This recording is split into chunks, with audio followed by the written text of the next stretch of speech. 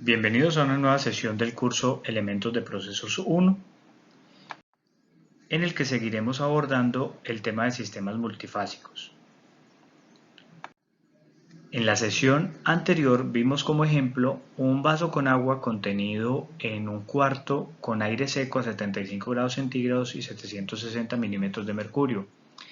Vimos que con el paso del tiempo las moléculas del agua líquida empiezan a pasar al estado gaseoso y la fracción de agua en la fase gaseosa empieza a incrementar hasta llegar al punto de saturación, es decir, llegar al equilibrio. Este es un ejemplo de un sistema multifásico con una especie condensable.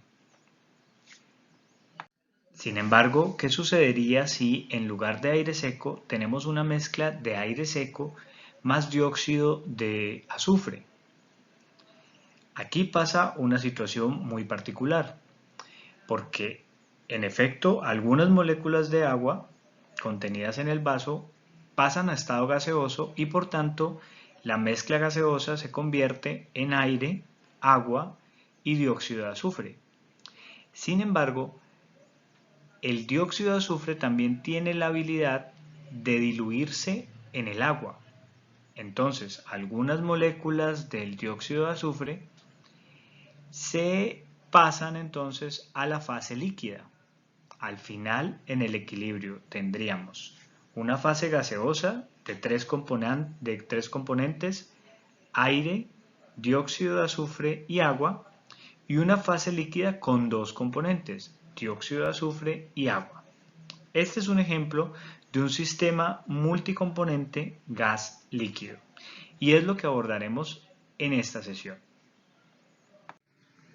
Para entender este concepto de los sistemas multicomponentes gas líquido, vamos a analizar este ejercicio. Una corriente de gas consiste en 100 libras-mol por hora de una mezcla de dióxido de azufre y aire que contiene 45% molar de dióxido de azufre.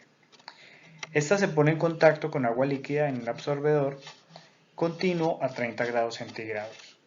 Al analizar el líquido que sale del absorbedor se determina que contiene 2 gramos de dióxido de azufre por cada 100 gramos de agua. Suponiendo que las corrientes de gas y líquido que salen del absorbedor están en equilibrio a 30 grados centígrados y una atmósfera, nos piden calcular la fracción de dióxido de azufre que entra y se absorbe en el agua y la velocidad de alimentación de agua requerida. En el caso de los sistemas con una sola especie condensable, teníamos a disposición la ley de Raoult para calcular las composiciones en el equilibrio. En el caso de los sistemas multicomponentes tenemos otro tipo de herramienta para calcular esa composición. Y es que disponemos de algunos datos tabulados de presiones parciales sobre soluciones acuosas. Para el caso del ejercicio que estamos tratando en este momento, tenemos las presiones parciales de agua y dióxido de azufre sobre una solución acuosa de dióxido de azufre. En este caso, lo que debemos ubicar entonces es la composición de la corriente líquida en el equilibrio, ¿sí? Que en este caso nos la dan como gramos de dióxido de azufre por cada 100 gramos de agua, y ubicar la temperatura del sistema. De esta manera sabremos las presiones parciales de la fase gaseosa. Y si conocemos las presiones parciales de la fase gaseosa, entonces vamos a poder establecer la composición de la fase gaseosa. Recuerden que la fracción molar es simplemente dividir la presión parcial del componente sobre la presión total. Esta tabla, extraída del manual del ingeniero químico de Perry, nos indica las presiones parciales en milímetros de mercurio para sistemas que se encuentran a una atmósfera de presión. La clave de este ejercicio está en esta oración del enunciado, donde nos indican que al analizar el líquido que sale del absorbedor se determina que contiene 2 gramos de dióxido de azufre por cada 100 gramos de agua. Y nos indican que suponiendo que las corrientes de gas y líquido que salen del absorbedor se encuentran en equilibrio a 30 grados centígrados y una atmósfera, nos piden cierta información. Entonces, para utilizar la tabla lo que debemos ubicar es esa composición del líquido, que en este caso sería 2 gramos de dióxido de azufre por cada 100 gramos de agua, que es la quinta fila de la tabla. De ahí nos vamos entonces a la temperatura del sistema, que son 30 grados centígrados. Y ahí, remarcado en verde, tenemos las presiones parciales del agua y el dióxido de azufre en la fase gaseosa. Esa es la información que vamos a considerar para conocer la composición molar de la fase gaseosa y resolver nuestro ejercicio. Continuando con este tema, vemos entonces que la concentración en el líquido está íntimamente relacionada con la concentración en el gas cuando nos encontramos en condiciones de equilibrio. En este caso, para la nomenclatura de esta sección, vamos a considerar X sub A como la fracción molar en la fase líquida y Y sub A como la fracción molar en la fase gaseosa. Tenemos entonces una modificación de la ley de Raoult que aplica para estos sistemas multicomponentes, que es esta que vemos aquí, donde P es la presión del sistema y P sub A asterisco es la presión de vapor de A puro a la temperatura de este sistema.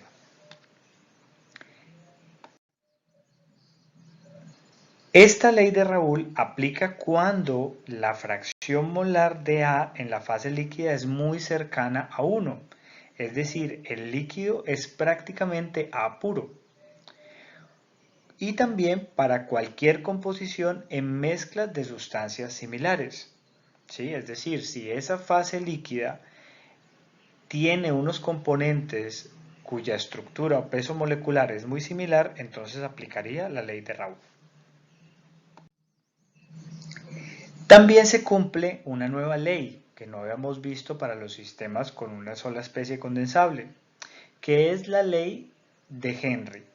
En este caso, la P es la presión del sistema y H sub A es la constante de la ley de Henry para el componente A en un solvente específico, la cual ya se encuentra tabulada.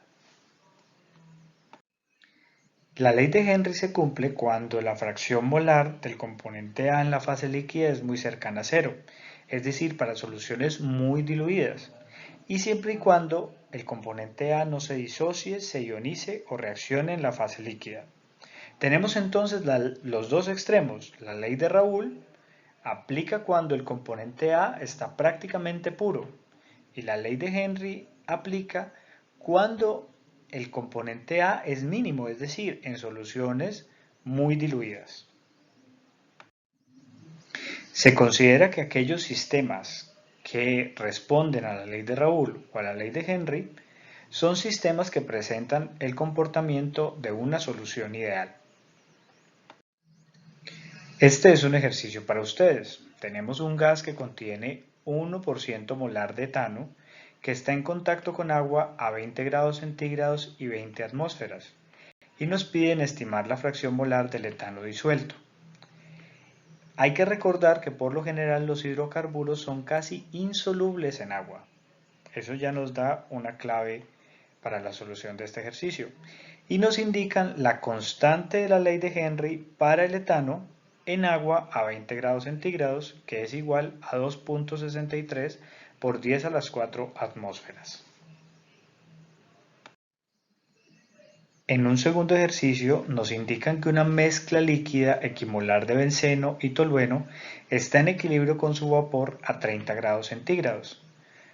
Nos piden indicar cuál es la presión del sistema y la composición del vapor, y nos dan la presión de vapor del benceno a 30 grados centígrados, que es de 119 milímetros de mercurio, y la presión parcial del tolueno a 30 grados centígrados, que es igual a 36.7 milímetros de mercurio.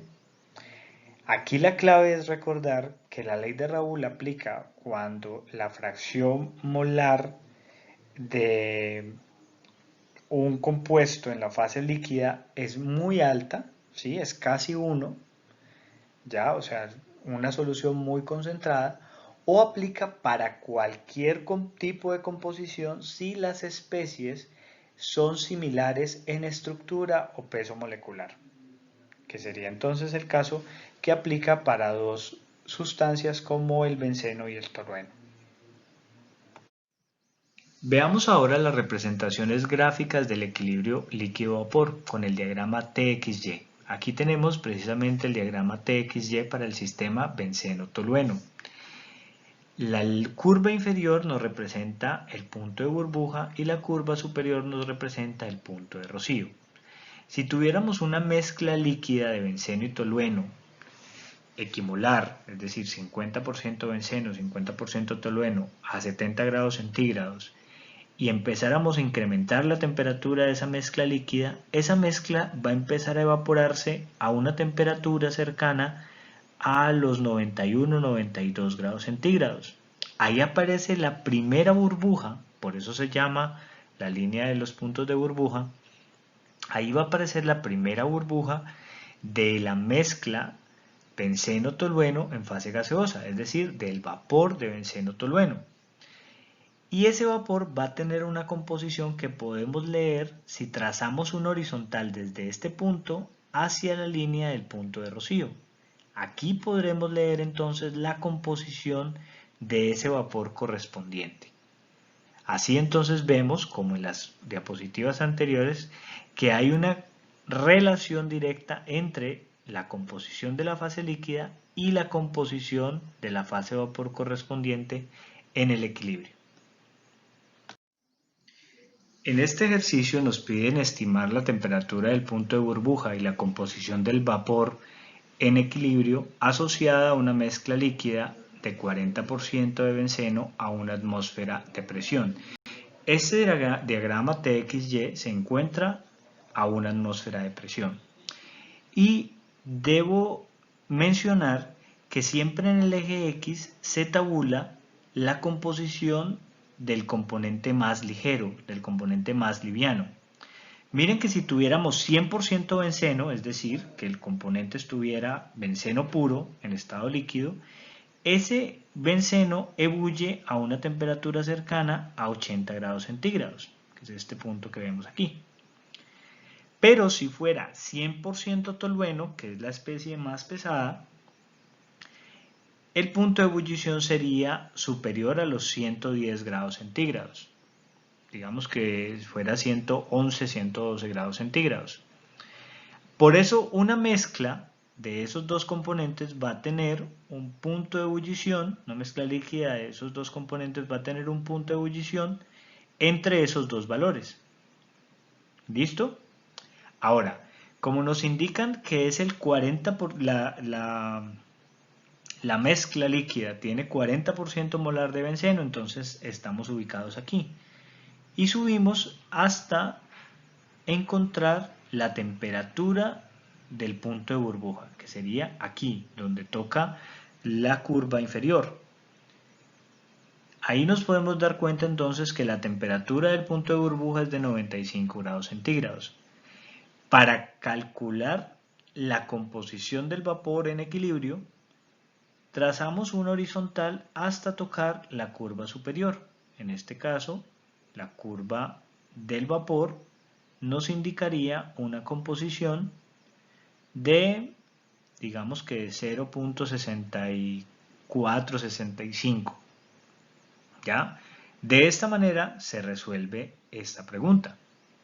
Ahora, si la pregunta es en cambio que la mezcla se vaporiza de manera uniforme hasta que el líquido restante contiene 25% molar de benceno y nos consultan cuál es la temperatura final, entonces procedemos de la siguiente manera. Nosotros tenemos una mezcla líquida inicial de 40% molar benceno, que sería entonces estar aquí, y si nosotros iniciamos entonces el calentamiento nos vamos a dar cuenta que esta mezcla ebulle a 95 grados centígrados. A esa temperatura va a empezar entonces la ebullición y vamos a empezar a perder en mayor medida benceno, que es el compuesto más volátil.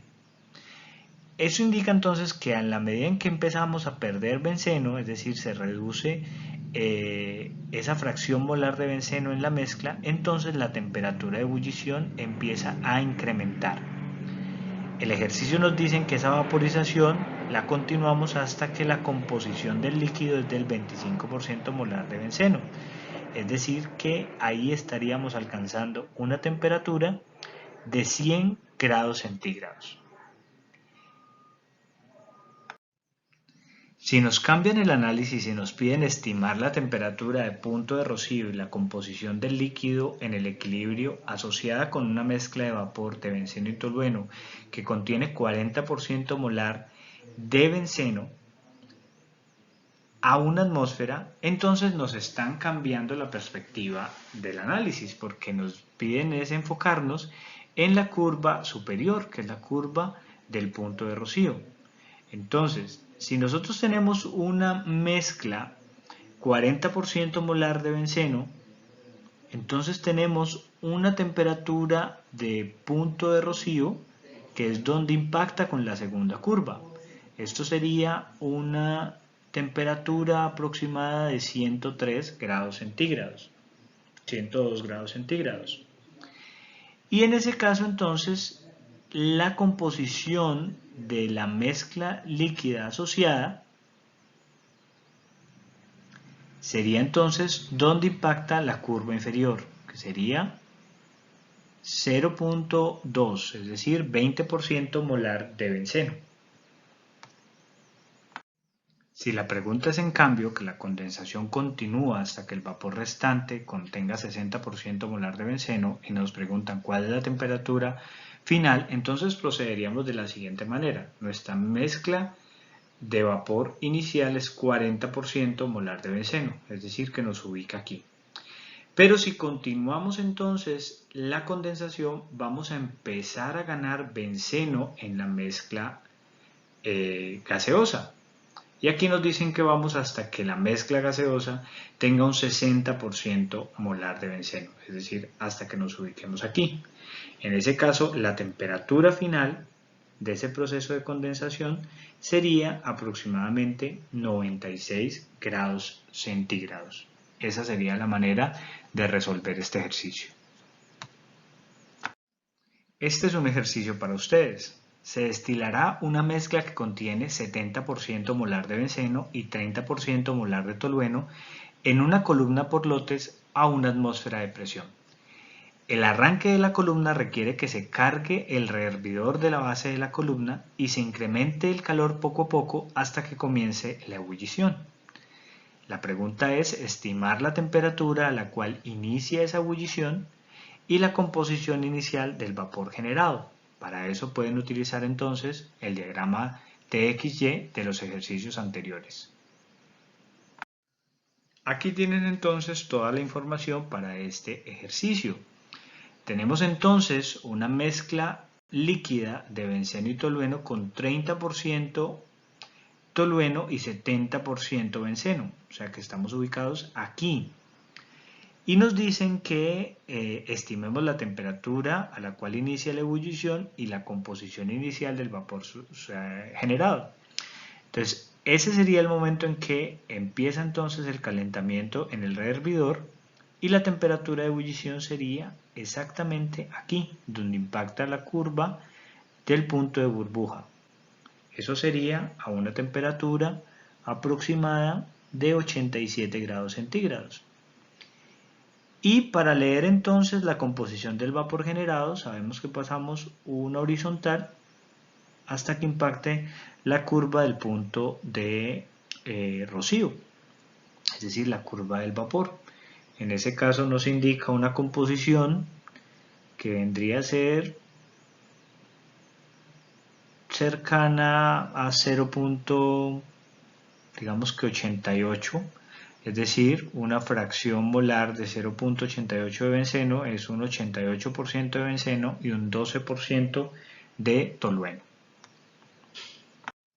El último tema de esta sesión y del tema de sistemas multifásicos son las soluciones de sólidos en líquidos que hemos trabajado en otras ocasiones en otras de las secciones del curso.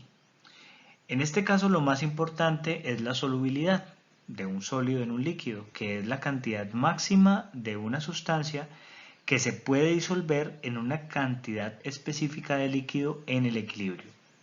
esta solubilidad depende tanto del compuesto como de la temperatura. Por ejemplo, en 100 gramos de agua a 20 grados centígrados podemos disolver 222 gramos de nitrato de plata, 0.003 gramos de carbonato de plata y 0.00002 gramos de bromuro de plata. Pero si tenemos agua a 100 grados centígrados, podemos disolver 952 gramos de nitrato de plata. Miren entonces que pasando de 20 a 100 grados centígrados, podemos pasar de disolver 222 gramos de nitrato de plata a disolver 952 gramos de nitrato de plata. Tenemos entonces que si una solución contiene la cantidad máxima posible de una especie disuelta en el equilibrio, se encuentra saturada, es decir, tenemos una solución saturada. Y si una solución está en equilibrio con un soluto sólido, debe estar saturada. Es decir, si nosotros, por ejemplo, tenemos ya formación de una fase sólida, quiere decir que la fase líquida ya se encuentra saturada. No se va a disolver más soluto. De esta manera llegamos al último ejercicio de esta sesión y del curso. 150 kilogramos de una solución acuosa saturada de nitrato de plata a 100 grados centígrados se enfría hasta 20 grados centígrados, formando así cristales de nitrato de plata, los cuales se filtran de la solución restante. La torta de filtración húmeda, que contiene 80% de cristales sólidos y 20% de solución saturada por masa, pasa a un secador donde se vaporiza el agua restante. Nos piden calcular la fracción de nitrato de plata en la corriente de alimentación que se recupera al final en forma de cristales secos. Y nos piden calcular también la cantidad de agua que debe eliminarse en la etapa de secado. Nos indican como dato adicional la solubilidad del nitrato de plata en agua a 100 grados centígrados, que es de 952 gramos, y a 20 grados centígrados, que es de 222 gramos.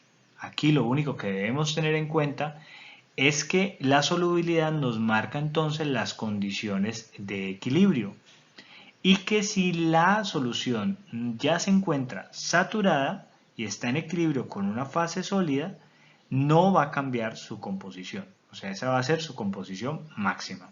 Esos son entonces los datos que requerimos para darle solución a este ejercicio.